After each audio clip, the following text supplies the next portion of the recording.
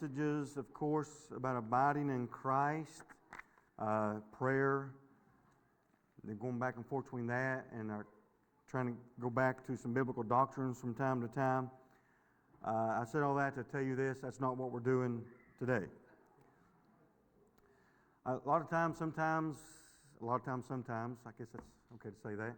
But sometimes messages just come really from me, just my daily readings, my devotions, and something's really kind of jumps out at me. I'm like, okay, I got to do this. And so that's kind of what this is this morning. Turn to Joshua chapter 22. Joshua chapter 22. If you looked at the PowerPoint screens, the announcements and such ahead of time, you would see that the title of this morning's message is Good Intentions Are Not Always Best. Good intentions are not always best. And I think that as the message unfolds, you'll understand a little bit more about what that means. And really, the main thrust and purpose of working through Joshua 22, you're probably not really going to see it more until we get to the end. I love the Old Testament stories. I really do. These accounts of what took place. And the Bible teaches in the New Testament that these things were written for our learning. And they are to help us in our faith. And so we need to read these not just from, oh yeah, that happened in history, but what are the spiritual implications? What are the applications that we can make from this to apply to our life? And so we're going to see hopefully some of that this morning, Joshua chapter 22. And I want to start with just a reading of verses 1 through 6. Then Joshua called the Reubenites, the Gadites, and half the tribe of Manasseh, and said to them, You have kept all that Moses, the servant of the Lord, commanded you, and have obeyed my voice in all that I commanded you. You have not left your brethren these many days up to this day, but have kept the charge of the commandment of the Lord your God. And now the Lord your God has given rest to your brethren, as he promised them. Now therefore return and go to your tents and to the land of your possession, which Moses, the servant of the Lord, gave you on the other side of Jordan. But take careful heed to do the commandment and the law which Moses, the servant of the Lord, commanded you, to love the Lord your God, to walk in all his ways, to keep his commandments, to hold fast to him, and to serve him with all your heart and with all your soul. Sounds like New Testament, doesn't it? So Joshua blessed them and sent them away, and they went to their tents. Let's pray. Father, help us as we come to this message this morning, Lord, from your word, and as we work our way through this account and what took place. I pray, Father, that we would learn from it and grow from it. And Lord, you'd help us to see the things that are here that we can apply to our life. And I just pray that we would be a stronger Christian, a stronger church as a result, Lord, of this word this morning. And Lord, that we would draw closer to you, closer to your house, and closer to your people. And we pray in Jesus' name, and amen. Now, in case this is maybe the first time you've read this, or maybe it's been a while since you've read this account, let me briefly just remind you of what has taken place up to this point. The nation of Israel, through the leadership of Joshua, has now conquered the land of Canaan, and everything is settled. Everybody's received their inheritance, and now these tribes that are mentioned here in the first part of Joshua 22, now these tribes are going back on the other side of Jordan. Numbers 32, if you want to go back and read this, not now, but maybe sometime later today or in this week, is very descriptive of this account and what all has happened. But the gist of it is this, to try to sum some things up, to get things rolling. These tribes that are mentioned here in Joshua 22 had made an agreement with Moses. Now, what the thing is they did not want to inherit the land that was on the east side of the Jordan River. They were on the other side of the Jordan River for a time before they crossed over the Jordan. And these tribes, they didn't want the land on the other side of Jordan. They wanted the land they were currently on before they crossed Jordan. And they came to Moses and said, hey, we want to inherit this land on this side of Jordan. It's a good land, got lots of cattle, or we got lots of cattle, and it's a good land for cattle. Well, first Moses is just really upset because he thinks this is going to discourage the rest of the children of Israel from crossing Jordan and taking the land that God had promised. Well, that wasn't their intentions at all, to forsake the rest of them. And so Moses makes a deal with them, say, hey, you can have this land on this side, but you've still got to cross over and fight for your brethren. And once all of that land is seized and everybody's at rest and everybody's inherited, then you can cross back over the Jordan and you can have that land. And so they made that agreement with Moses, and now that's taken place. Moses is gone, of course. Joshua is now fulfilling the promise through Moses, and now they're going to go back across. And so that's where this is at. But they wanted that land because they said it was a land good for cattle, and they had much cattle. Now, and so that's where we're at here. All things have been taken care of. They've seized the land Israel has in Canaan, and now they are going back over. And of course, Joshua gives this admonition to them in verses 5 there that we read, that they still serve the Lord. Now, as the children of Israel were getting ready to cross over Jordan in Joshua chapter 1, we find earlier, if you go back and read that Joshua reminded them of this agreement. Now, it seems like they stayed true to the agreement 100%. They didn't have any ill intentions. They had all good intentions. All of that is good. They waited till Israel had her rest. They stayed true to their word and so forth. And now Joshua is sending them back with his blessing, if you would, because they stuck true to the word. Now let's read verse 7 and 8. Now to half the tribe of Manasseh Moses had given a possession in Bashan, but to the other half of it Joshua gave a possession among their brethren. You need to catch this, because it's going to be a familiar language that we're going to see in this message. He gave a possession among their brethren on this side of the Jordan, westward. And indeed, when Joshua sent them away to their tents, he blessed them and spoke to them, saying, return with much riches to your tents, with very much livestock, with silver, with gold, with bronze, with iron, and with very much clothing. Divide the spoil of your enemies with your brethren.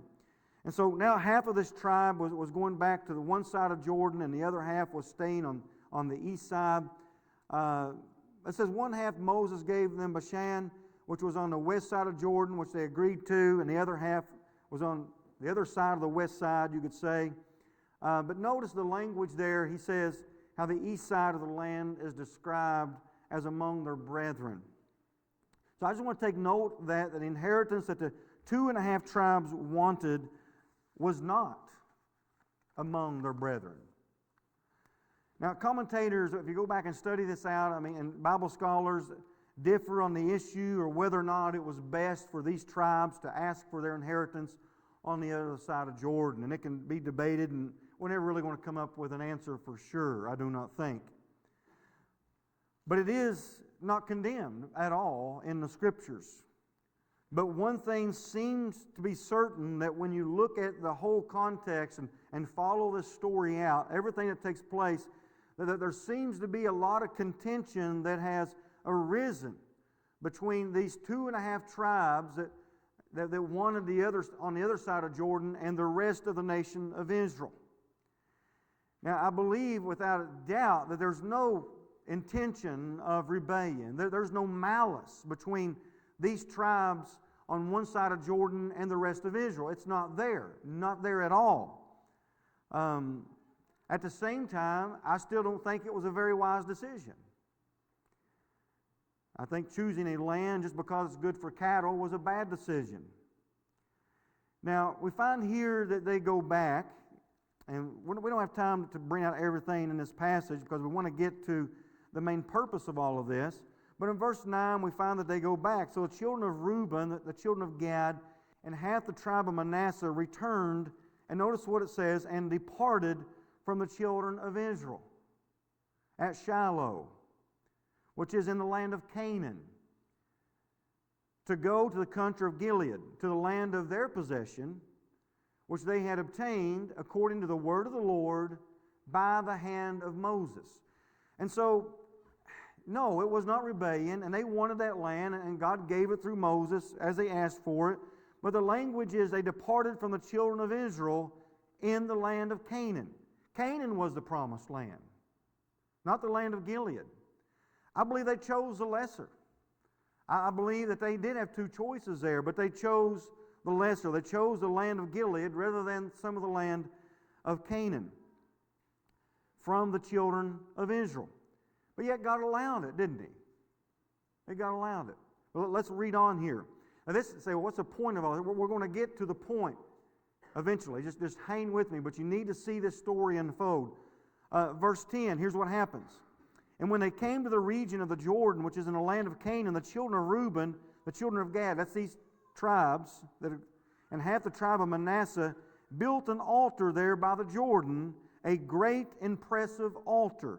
Now, if you know anything at all about the Old Testament and what they've done right here, at first you're going to read this and say, how could you? What are you doing building another altar? The altar of the Lord, where they were supposed to worship and give sacrifices, was in Shiloh. And now they immediately leave, and they're already setting up another place of worship, kind of doing their own thing. Now that's the way it looks. That's the way it looks. And so how could they be doing this and be unfaithful to the Lord after they've been so good? I mean, to carry out their promises, to fulfill their word to Moses and to Joshua. And Joshua just giving them the admonition moments ago to stay true to God, to love Him with all of his heart, and to follow all of His word. And listen, and what you would think, if you've never read this account and you know a little bit about this and what they were doing, you would say, man, this is terrible what they're doing.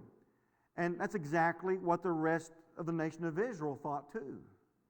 They seen this as an act of rebellion. They seen this as worshiping another God and forsaking the Lord. A.W. Pink said this. He says, the plans we formulate and execute may veil the true intention of the heart and result in misunderstandings. That is true. You know, no doubt a lot of problems arise because we don't know the true intentions of other people sometimes.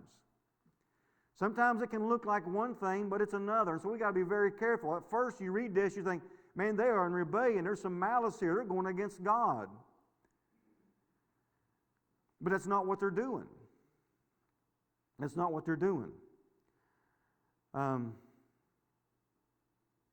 here let's read on and we'll see.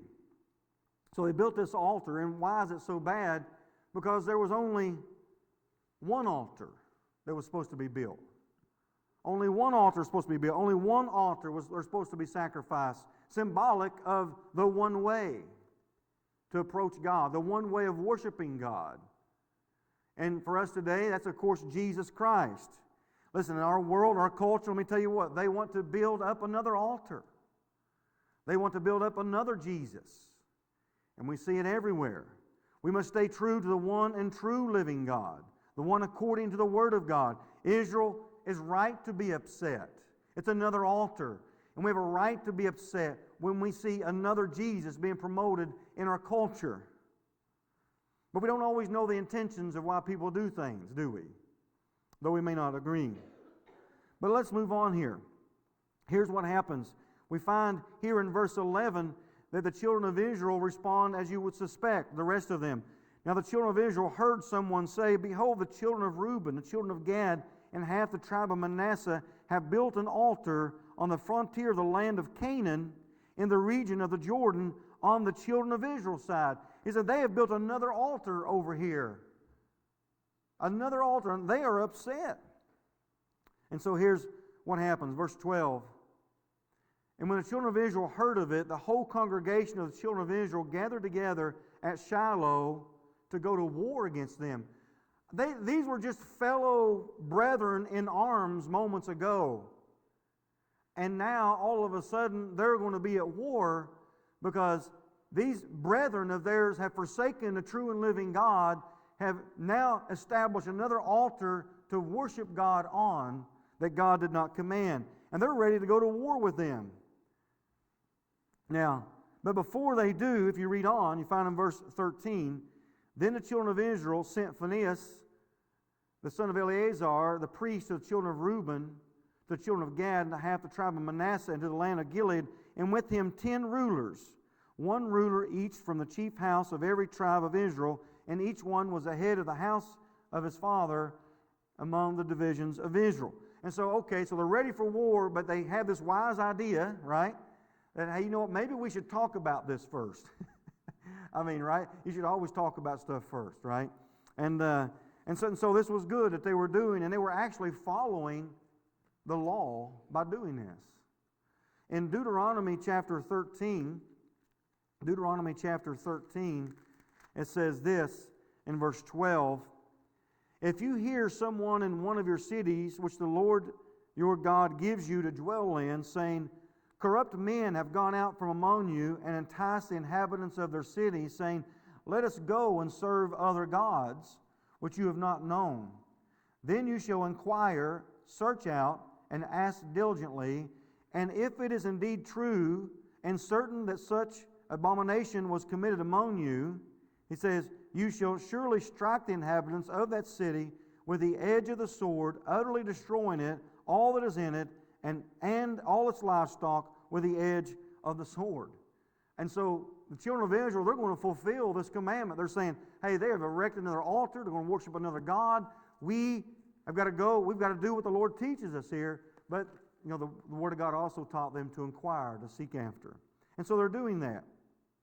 And so they're willing to make this stand against their very own people there that are on the other side of the Jordan. They are assuming and thinking that this altar was a thing of idolatry. Now let's read on, though. We see in verses 15 through 20. Then they came to the children of Reuben, to the children of Gad, and to the half the tribe of Manasseh, to the land of Gilead, and they spoke with them, saying, thus says the whole congregation of the Lord, what treachery is this that you have committed against the God of Israel, to turn away this day from following the Lord, and that you have built for yourselves an altar, that you might rebel this day against the Lord? Is the iniquity of Peor not enough for us, from which we are not cleansed to this day, although there was a plague in the congregation of the Lord? But that you must turn away this day from following the Lord? And it shall be, if you rebel today against the Lord, that tomorrow he will be angry with the whole congregation of Israel. Nevertheless, if the land of your possession is unclean, then cross over to the land of the possession of the Lord. So do you see this language here? There's obviously something going on to where the rest of the nation of Israel, they don't think these guys have made the best decision.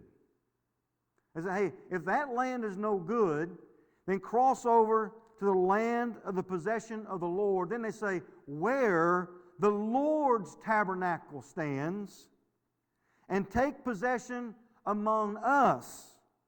But do not rebel against the Lord, nor rebel against us by building yourselves an altar besides or instead of the altar of the Lord our God. Did not Achan, the son of Zerah, commit a trespass in the accursed thing, and wrath fell on all the congregation of Israel, and that man did not perish alone in his iniquity? And so really the passage explains itself. You see, Israel speaks to these other tribes that built this altar. They say, hey, don't you remember what God did?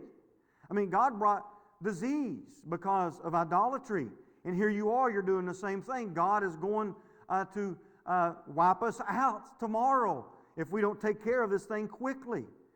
That was during the time of Balak and Balaam that all of that happened, where the children of Israel committed idolatry and went into also the women of Moab, and God judged them for that. And they say the consequences of that sin, they say we can still see the effects of that sin today. And so they could say we can look at the nation of Israel and see how the consequences of that are still there with the nation of Israel. And they've seen them as building this altar as a rebellion against the Lord. So how could you do this knowing this? How could you do this knowing what God did during the time of Peor and during the time of Achan? And they were right to be concerned because it would affect them too. And so verse 19, as we read it, I think you can definitely see some concern in their voice and some hesitation about these tribes taking the land on the other side of Jordan. When they say things like, if that land is unclean, so if you don't think this is clean land, then won't you come take the land of the possession of the Lord? And so Whether they're right and they're saying what they did or not, I'm not sure, but I think they are. But nonetheless, there is some division that is naturally caused here by them taking that land on the other side of Jordan. That's really easy to be seen. Hey, be closer to this side on Jordan. Be closer to the Lord's tabernacle. Don't build another altar. Live among us. Live among the possession of the Lord. Be close to your brethren over here. Worship with us. Be over here on our side. That's the language that they're speaking. Now, so they say if it was basically a weakness on their part, and maybe they decided on that land too soon. I mean, they wanted that land before they crossed over Jordan. Maybe they're saying, hey, you guys have second thoughts, you know. After we got in Canaan, we got better land over here. And this is God's promised land over here. Maybe have second thoughts. They're giving them a chance, to come to the other side. I like that. And so, reading this, you think, wow, this is a problem. And they're about to go to war with their own over this. Now here's their answer in verse 21 through 29. Then the children of Reuben, the children of Gad, and half the tribe of Manasseh answered and said to the heads of the divisions of Israel, the Lord God of gods, the Lord God of gods, He knows, and let Israel itself know, if it is in rebellion, meaning the building of that altar, or if in treachery against the Lord, do not save us this day. Wow. They're saying, hey guys, listen. If this is an act of rebellion and we're doing this against the Lord, kill us all right now. If we have built ourselves an altar to turn from following the Lord, or if to offer on it burnt offerings or grain offerings, or if to offer peace offerings on it, let the Lord Himself require an account. Said, listen, we've not built this thing to worship any other God, and we haven't worshipped it even to offer sacrifices unto the true God. But in fact, we have done it for fear, for a reason, saying, in time to come your descendants may speak to our descendants, saying, what have you to do with the Lord God of Israel? For the Lord has made the Jordan a border between you and us.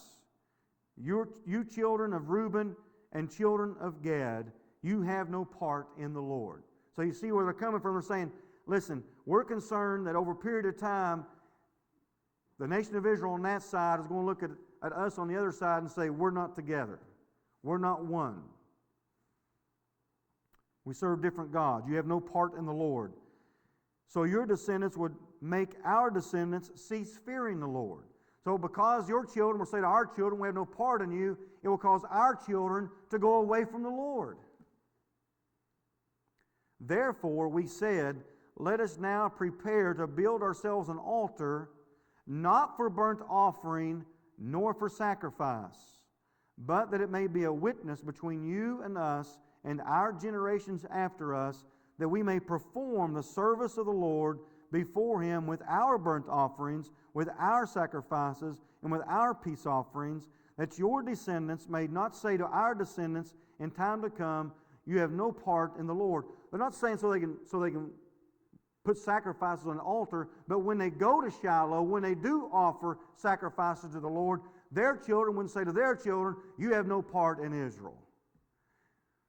Therefore we say that it will be, when they say this to us or to our generations in time to come, that we may say, here is the replica of the altar of the Lord, which our fathers made, though not for burnt offerings nor for sacrifices, but it is a witness between you and us. Far be it from us that we should rebel against the Lord and turn from following the Lord this day to build an altar for burnt offerings, for grain offerings, for sacrifices, besides the altar of the Lord our God, which is before His tabernacle. They're saying, hey, this altar is not for sacrifice to another God. It's not even sacrifice to the true God. This altar is a witness between our children and your children that we all serve the same God. Great answer, right? Great answer.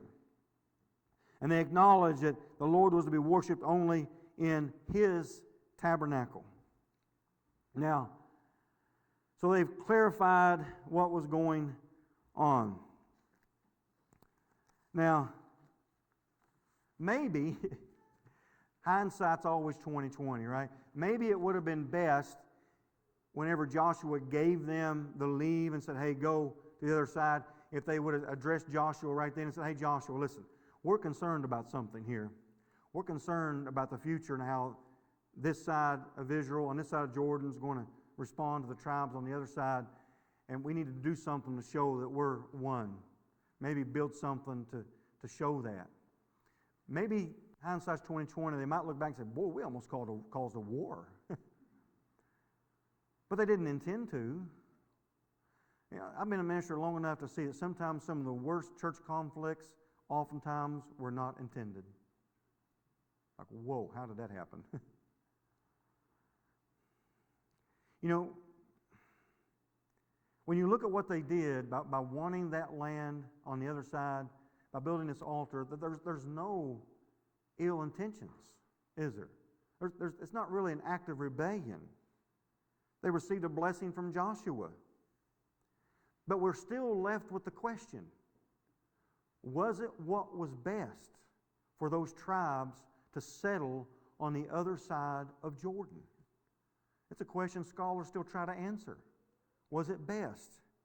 I believe it was not best. It wasn't the land of Canaan. It's not addressed as the land of Canaan. If they would have went ahead and took the land on the other side, this would have never been an issue. They wouldn't have felt the need to build an altar to remind children in the future that they were all of the same Lord and the same God. But let me tell you what, Satan, even when we have good intentions, even when we do not have ill motives in our decisions that we make, Satan will try his best to make anything he can to divide us, any sort of thing to drive distance between us, to drive a wedge between us. And sometimes we have been the cause of it by decisions we've made, and they weren't even made with bad intentions or impure motives. He's a weasel. He finds ways to squeeze in. They weren't building this altar in a sense to replace the other one. And we don't see necessarily ill motives for why they wanted that side of the Jordan River. But I do not believe it's what was best. And so that stands in question, doesn't it? No rebellion, no malice, no ill will. It just seems to not be the best idea. Attitude and purpose seems okay to an extent, that their heart does not seem to be, wrong at all in this, and God really allowed it. But at the same time, we're still left the question, but was it what was best? And that's what we're getting to this morning, and what we're going to close with in a little while, is that are we truly making decisions in our life, in our family's life, of what is best? You may not have ill motives, you may not have a bad purpose, but are they decisions that are best for you spiritually, best for your family spiritually? Now, here's one thing. They actually already had a memorial. They didn't really even need this one. Remember when the children of Israel crossed over the Jordan? What did they do? They took up 12 big rocks to represent each of the 12 tribes. That was a memorial that all of them had crossed over the Jordan. There was really already a memorial. It really wasn't necessary. And it was a witness of the 12 tribes crossing over Jordan. And so it was a witness that at one point those two tribes had crossed over with the rest of Israel across the Jordan. So they really already had that. So it wasn't really necessary, but they were obviously fearful that one day they would be divided. They were fearful that one day they'd be divided, but they chose to live on a total opposite side of the Jordan River that would serve as a natural barrier, a natural division for generations to come, that would keep them from being able to have very good access to God's tabernacle and the rest of God's people.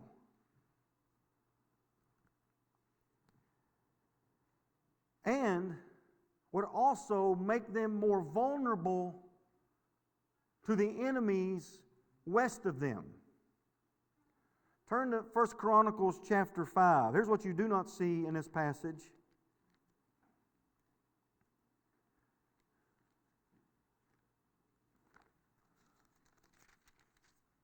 First Chronicles chapter 5. We'll just read a couple of verses.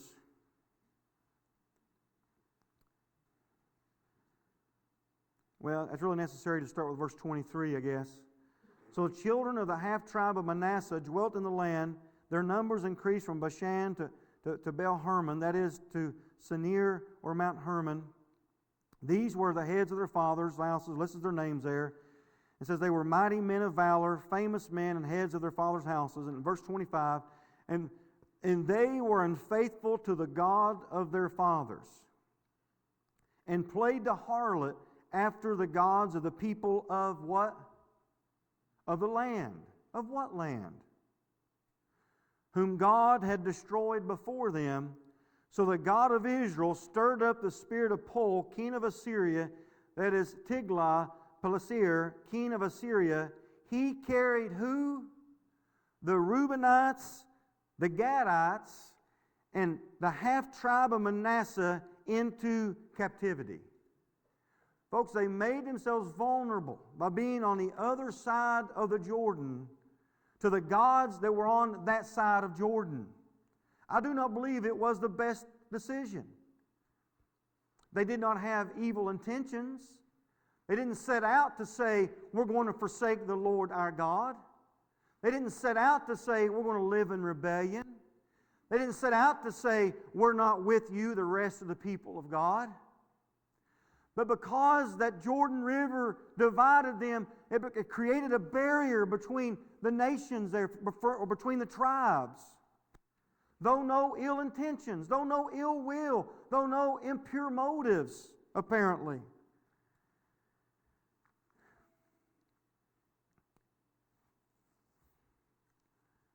I don't know if you understand where this is going, but this is where we're at. That we, as a people of God, need to lead our families. Men must lead our families, our wives, our children, in making decisions that would put you as close to the house of God as possible. Make decisions that would put you as close to the people of God as possible. Make decisions for your children that would put them as close to the church as possible. And I don't just mean living 1 mile down the street, though that may be needed at times. But in all of our decisions, when we're faced with a decision of doing something of the world or doing something at church, what's your decision going to be? It may not be malice or ill will that keeps you really from wanting to be a part of the church. It may not be any hard feelings toward the church or the pastor. You can honestly say, I have no malice. I have no hard feelings. That's my church. That's the people of God. That's who I identify with. But your week after week and year after year routine says that you are making life decisions that make a separation, a barrier that comes between you and the worship of God and the people of God. And in time, after time of making that decision, of allowing that barrier, of allowing things of this world to have preeminence over the worship of God, the house of God, and the people of God, of making those decisions before your children, one day that's going to come back and bite.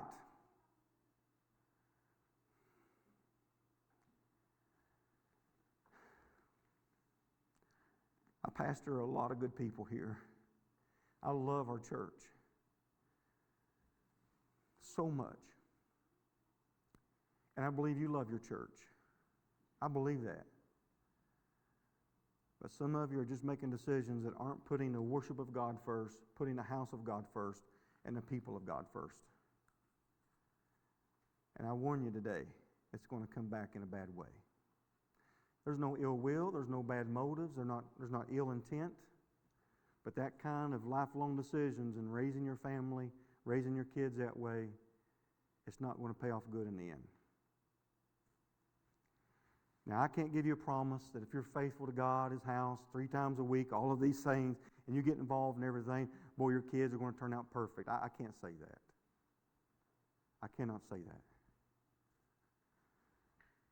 But I sure don't want to lead my family in that direction by making decisions in my family that would say that God is not first, God's house is not first, God's people are not first. Stick as close as you can in all of your decisions to put the house of God first, to put the activities of the house of God first, not just worship, but the things the church does, the things the church gets involved in. The youth group. Youth group was never an option for my kids. It shouldn't be. It shouldn't be. I'm not going to say I was perfect on that.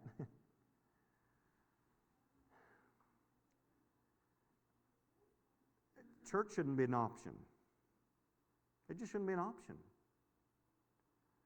Folks, I just want to make the decisions that say this, that God is first, God's house is first, God's people are first, God's work is first. You're not going to go wrong doing that. But if you raise your children doing that, and they do walk away from the Lord, you can have a clean conscience.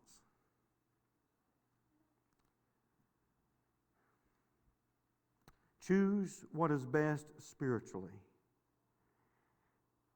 Our way of making decisions. Question these things. Are we truly putting the worship of Jesus first in our homes? Do we seek to be as close and connected to the place of worship, to His house, as we can? Will we seek to do our best to remove barriers between us and God's people? See, I think they were trying to eliminate that barrier. I think they had good intentions of trying to remove that barrier of the Jordan River. What are you going to do about the Jordan River? But we can do some things. Maybe there's some things in your life that's keeping you from being involved in the church, from being involved in the people of God, from just being where you know you need to be in regards to the house of God. Will you make some decisions to say, you know what, I'm going to work on this to make sure that God's house, God's people, God's worship has preeminence?